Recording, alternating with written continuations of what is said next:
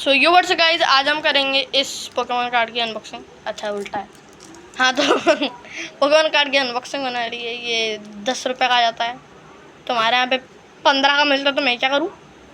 That's not my fault.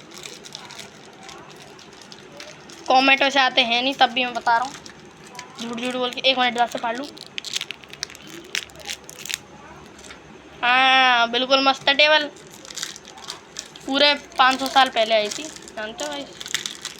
Oh guys खोलते साथ ही we, भाई साहब वी कलेक्शन का कार्ड। हट तेरी भाई, साइड हो जा भाई। भाई भाई थोड़ा साइड हो जा भाई, प्लीज जी प्लीज जी। भाई ये तो अपने ट्रेनर के साथ है भाई।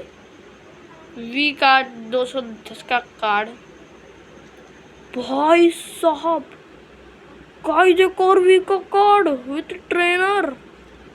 भाई एक और वी का कार्ड विथ ट्रेनर। भाई सबसे रेयर कार्ड GX। चलो ये तो EX है भाई, तगड़ा लग रहा भाई ये भी। भाई साहब एक और वी का कार्ड। भाई तुम देखते रहो भाई, मैं उन्हें सारे के सारे वी के कार्ड भी दिखाऊंगा लास्ट में, और लास्ट में ये आता है। 1 मिनट जमा लूँ गाइस, जमा लूँ।